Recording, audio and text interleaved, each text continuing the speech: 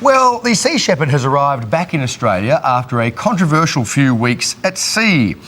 The protest ship is this morning docked in Melbourne, undergoing repairs and refuelling.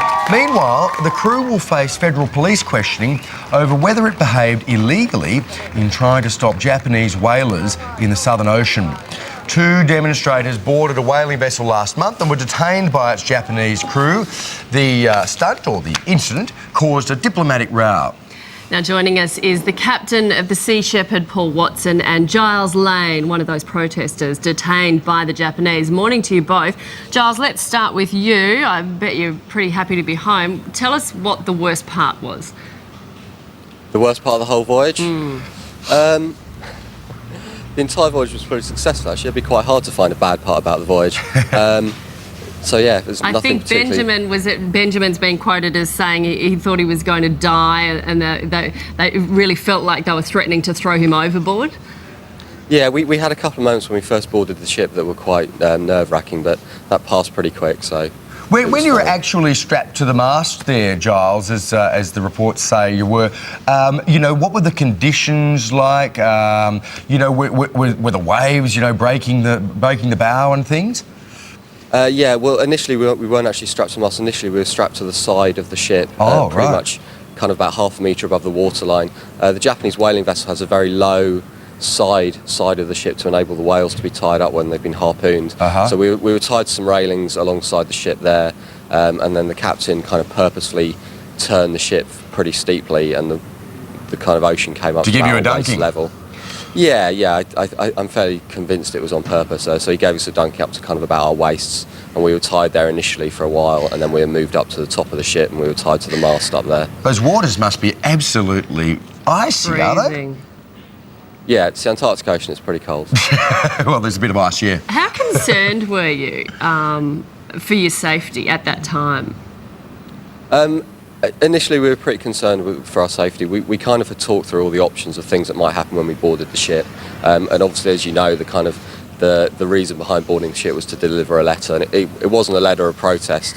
It's quite an easy mistake to make that people call us protesters and demonstrators, but actually we're not. We're down there to enforce international conservation law, so we're not kind of ineffectually waving banners. We tried to raise the Yoshimaru on the radio to kind of inform them that they were illegally whaling in the Antarctic Whale Sanctuary.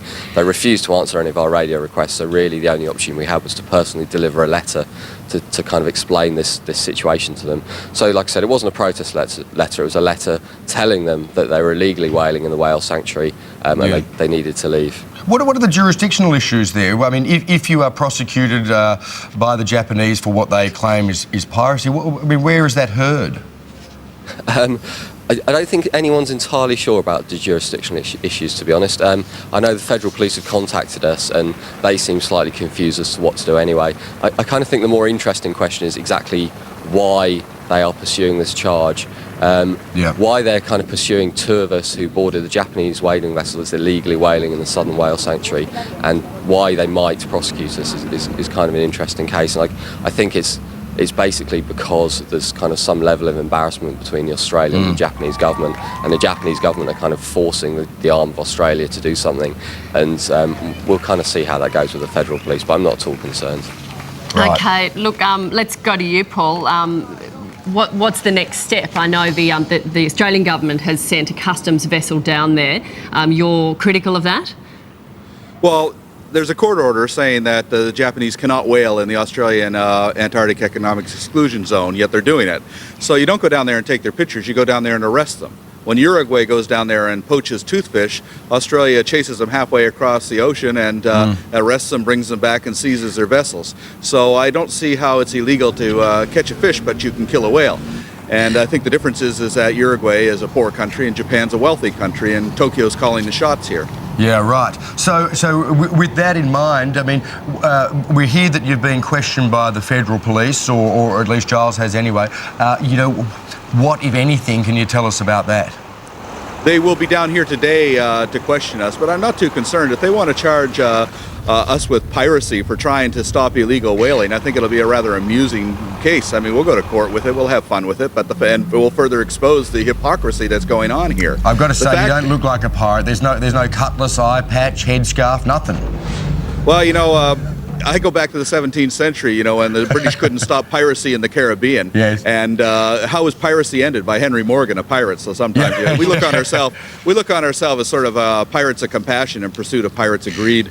Absolutely. Yeah, sure. Now, Giles, you're heading back down there, what, in a week or two? I'm not entirely sure what I'm doing at the moment, but the ship is heading down within 2 weeks, definitely. Yeah, we're here to kind of refuel, make some engine repairs, and take on some fresh food, and then the ship will head back down as soon as possible. Well done, guys, on saving over 100 whales so far, and best of luck for the next voyage. Thanks for joining us. Very much. Cheers. Thank you. What an amazing situation, I know, huh? and the fact that whales have been harpooned since they left. Yes, and there indeed. weren't any harpooned while they were down For there. 2 whole weeks, none. And apparently, yeah, during that 2 weeks, the quota was about 120, and yeah, none were harpooned. Yeah, anyway. Well, things have gone from bad to worse for Wayne.